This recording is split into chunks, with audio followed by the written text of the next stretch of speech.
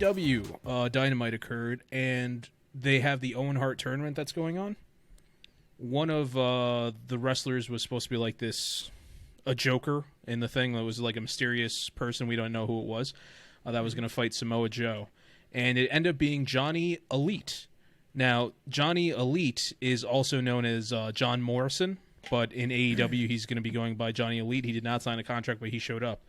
But the funny thing I just want to mention about Johnny Elite, so I don't know if you guys know him, but he's gone by so many different names, and he always adopts the name of the company or somewhat representing the company when he says it. So he's gone by the names of Johnny Nitro, John Morrison, Johnny Blackcraft, Johnny Blaze, Johnny Caballero, Johnny Elite, Johnny Game Changer, Johnny Impact, Johnny Mundo, Johnny Onyx, Johnny Superstar, and Johnny Ultra. So now he also has Johnny Elite added to his thing. So he was in there. He wrestled Samoa Joe. It was a good showing. Then another one I want to mention real fast. Ric Flair is making an attempt. Not even making an attempt. He's going to wrestle again at the age of 73 years old. Ric Flair is going to wrestle on July 31st, Sunday. It's the day after SummerSlam. It's going to be on Fight TV. It's like an indie show. It's being called Jim Crockett Promotions Presents Ric Flair's Last Match. We don't know what kind of match is going to happen, but rumors were, and they have been debunked, that it was going to be a six-man tag, meaning 3 against 3. It was supposed to be Ric Flair teaming up with FTR, who are the current AAA and Ring of Honor tag team champions right now, probably the hottest tag team in the world. They're badass. And they're going to be going up against the Rock and Roll Express and I'm blanking on his name. Rock and Roll Express and Ricky the Dragon Steamboat. Now, the funny thing about that is Ricky the Dragon Steamboat is 69 years old and has been retired for a long time. The Rock and Roll Express are Ricky Morton, 65 years old, and Robert Gibson is 63 years old. Are they having a geriatric fucking division? At what point is this like the craziest insurance liability? Everybody's about to have a heart attack on stage. Just like So the funny thing is the Rock and Roll Express themselves have yet to retire. They might be like sort of partially retired. They've been wrestling since I think the 80s without stopping. Like they still regularly wrestle. There's these two old men with mullets going out there and having these badass matches. So that was what was supposed to happen, and then Ricky the Dragon Steamboat's just like, nah, like I'm not trying to do this. I'm 69. He's a smart one. He's got some sense. These guys are gonna break hips. Somebody's gonna blow their back for sure. Just be like, 100%. So I have a thing on what Ric Flair said. Like he was asked about this. So according to Cage Side Seats, there's an article by Kane Knight, check it out, where there's a couple excerpts by Ric Flair. He says, I just want to address a few things that I think people need to hear about. I would say it's 70% positive for the people wanting him to fight, and 30% of people are more worried about him, getting back in the ring. He says he has to get quicker, he has to get faster, in better shape. He's been training with John Cena's personal trainer. He says that he's in good shape. He says he can go. And it's saying that it's not for the money. He just wants to do what he can. He's like, I'm considered one of the greatest wrestlers ever. I want to go out there and prove I could do it. Then he went on to say, if I can crash in that airplane with a pilot killed and 2 guys are paralyzed and get back on another plane and fly 6 months later, you could do anything. So I almost died 4 years ago. I got a pacemaker. I almost died of a blood clot. I had 4 heart operations in 7 weeks. I'm good to go. So Ric Flair, he feels like he's good to go. He said that he did speak to a heart doctor, and they're like, hey, Rick, if you think you got it, you got it, man. Ric Flair. Those are bad doctors. I don't feel confident. This man had every surgery known to man. I think you should take it easy, Rick. Yeah. He said that Why did is have... he wrestling? He wants is to WWE this desperate? I told you, it has nothing to do with WWE. WWE's not in any way involved. It's an indie show. Who's he wrestling for? It's an indie show. Yeah, it's being promoted by basically him and his son-in-law, Conrad, who's like big and like he's like the biggest wrestling fan there is. So it's supposed to take place after the Starrcade event, which is like a kind of like a wrestling convention that they do. But That's wild. yeah. So Flair. Oh my goodness! I hope I'm not hearing Ric Flair died in the ring. I hope I'm not talking about that on a podcast one day. Exactly. Like I that's hope he wild. dies getting the W though. Like if he does, like he just pins him on God 3, damn it, Steve. dead. I mean, if he Jesus. gotta go, I think that would be epic. Just be like, no, this man really just went right here for the love of the craft. That would be amazing. Dedication. Yeah, it looks like it's still happening. I just hope he's okay. Yeah, me too. God, He's gonna need another surgery after this. I don't know. shit, I need a nap just hearing what happened to him.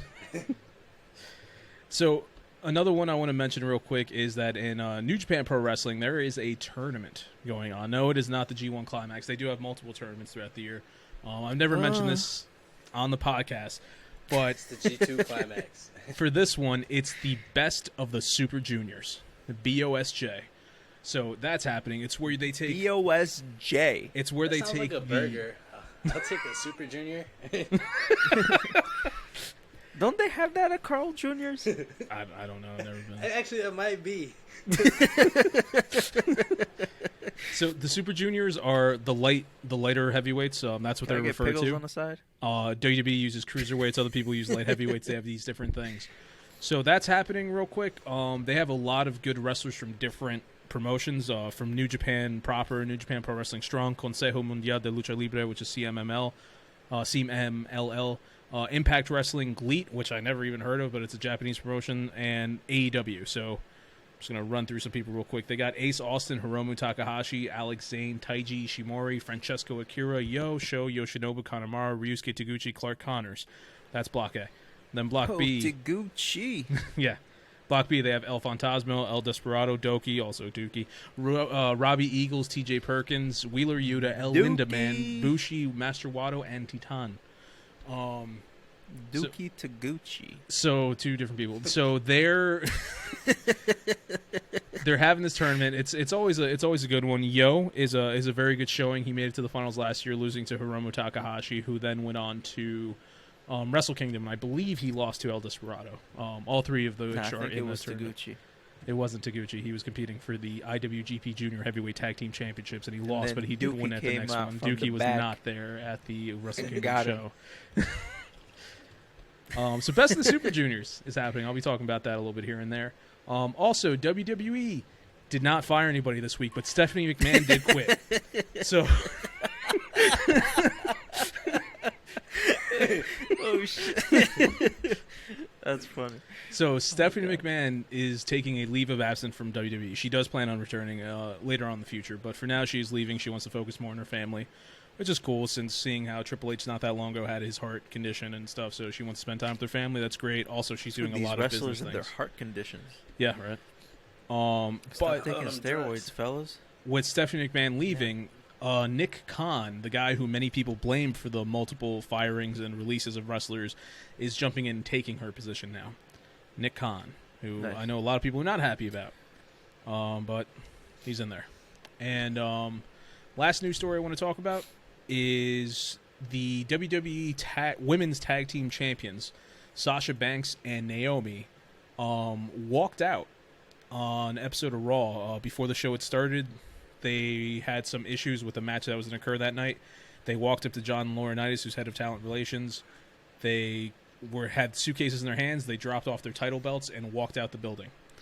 Wow. So everybody's trying to figure out what the hell's going on. Supposedly, they're stating that there might be issues with either storyline, how the titles are not being prominent, which is true. Like, nobody gives a damn about the tag team. There's literally only one women's tag team in WWE, and it's them, the champions. So it's like there's just a combination of just two women that would fight them every once in a while when they remember that the belts exist. Yeah.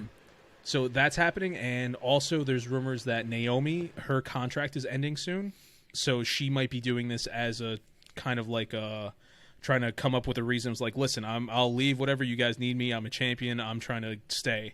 A lot of other wrestlers that got re-signed by WWE, they were offered a lot more money to stay and not go to places like to AEW.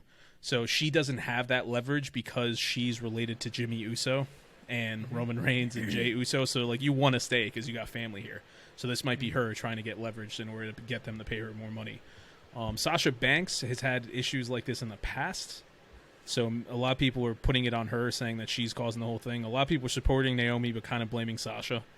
But the rumor has it was there was supposed to be a 6-woman match where Naomi was supposed to win, go on, fight the Raw Women's Champion.